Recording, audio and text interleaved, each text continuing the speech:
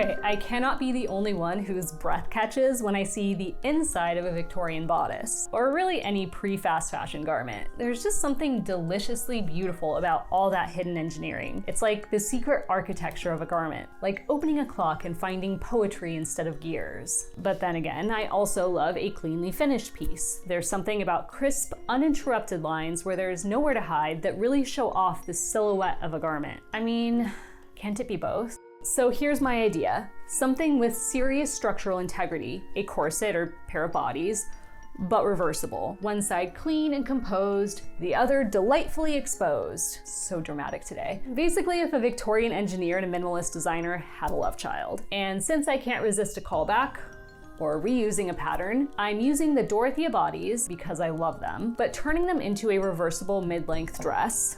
Yes, I've already turned them into a dress. I really love the Dorothea bodies to pair with my recently deconstructed tapestry jacket. I started with the pattern from my corseted dress video. You all were absolutely right, the hem was chaos. I leveled it out and added about 4 inches so it hits mid-calf now. Since neither side of this is the right side, I'll call them the black side and the inside for clarity. I used the same mid-weight linen from the farthingale and deconstructed skirt projects and cut out the pattern. The linen wasn't quite wide enough for the full front sweep, so I pieced in triangular bits at each side of the hem, using the selvage to cover the raw edges. And technically, any garment can be reversible. I mean, you can turn it inside out and wear it, but to make one that's intentionally reversible, that is a whole other beast. Every single stitch has to be considered, every finishing, and there has to be some sort of justification for wearing it both ways. I want this bodice to nod to a deconstructed Victorian bodice, which essentially means anything goes, because you look at the inside of these and there's hand stitching and machine stitching and raw edges and everything, but like intentional, like yes, I'm wearing this inside out, but I meant to. Heavily referencing the inside of a couple of my beloved Victorian bodices, I drafted a boning layout. Again, directly referencing the Victorian bodices, I played around with different twill tapes to use for the boning channels, and ultimately decided to keep things simple. For the interlining, I used that spicy brown linen that's been a reoccurring character in my life lately. It mimics the brown cotton twill you often see inside antique bodices. Unglamorous, but comforting. Confession, I've always been a bit sassy about pinked edges, very home ec in my opinion, but I wanted to mimic the look of the Victorian bodices' whipped seam allowances, without actually hand whipping a bunch of seam allowances. My penance for my sassiness was pinking the edges of the interlining where it wouldn't be covered by boning channels. Consider me humbled. I adjusted the pattern a little for the twill tape width, then aligned the interlining carefully to the bodice front, matching the twill tape to the center. The original Dorothea bodies are nearly fully boned, but mine, a bit of a mashup, part 16th century, part Victorian, part whatever I felt like doing. I edge-stitched the boning channels very carefully, using thick button thread to make the stitches pop against the twill tape. Then I looked at the black side and realized it was unintentional couching. Actually, wonder if that could be recreated intentionally. Anyway, I restitched using thicker thread in the needle, normal in the bobbin. I stitched just inside all the pinked edges and down the center of each twill tape, pulling all thread tails between the layers to hide them neatly.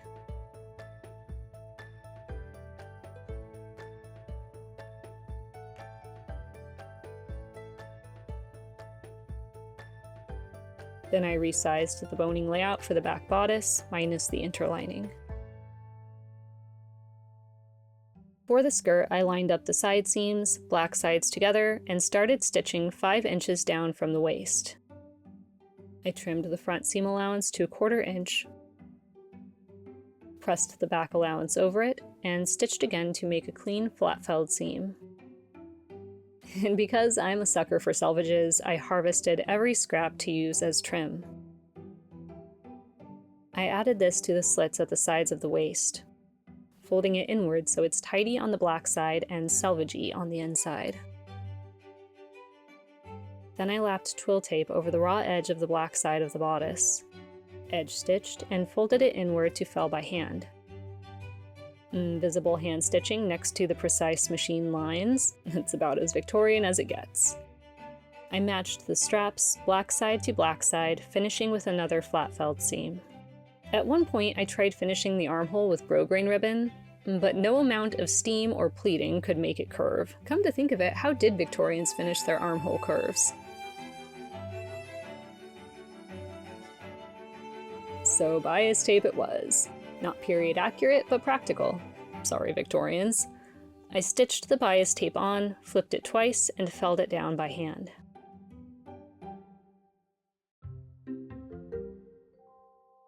For the neckline, I used cream twill tape again, carefully stitching the square corners. In the wrong orientation.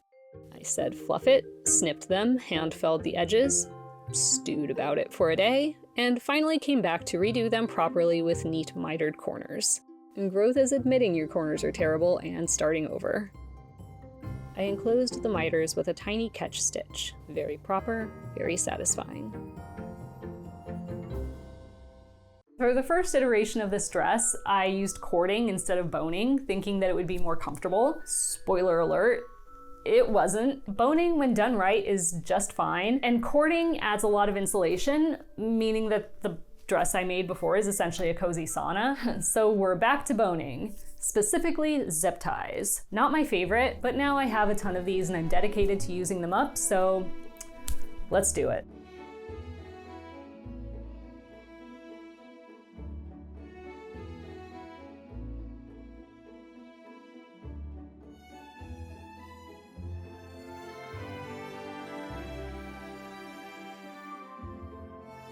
I added hand-done eyelets with spiral lacing at the bodice sides, using 3 strands of trusty DMC embroidery cotton.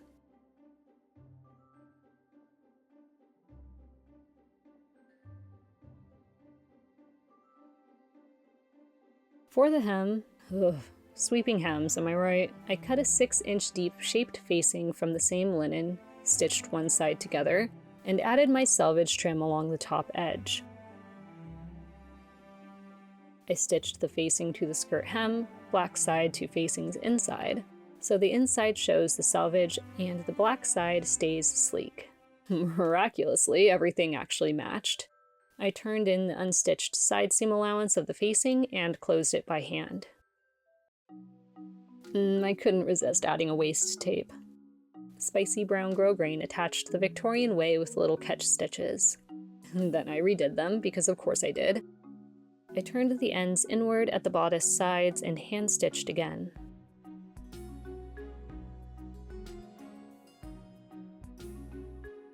Finally, I added 2 sets of hook and eyes to the ends of the tape.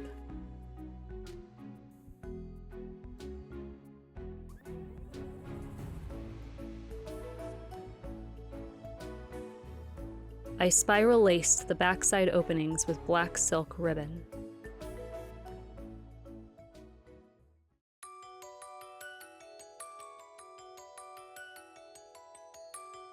This project really forced me to confront my bad habits. The places I normally hide messy bits on the inside, or the pins I definitely don't leave in for the final reveal. No, I would never do that. But with that extra care and patience, I ended up with something genuinely reversible. Not just technically reversible, but truly wearable both ways. One side is neat and understated, and the other is bold and structural. It's a little extra, a little self-aware, and, to me at least, completely beautiful. If you enjoyed this video, I always appreciate a thumbs up. And hit subscribe if you also think the inside of garments is sometimes the best part. I've got a seasonal favorite coming up. Until then, bye.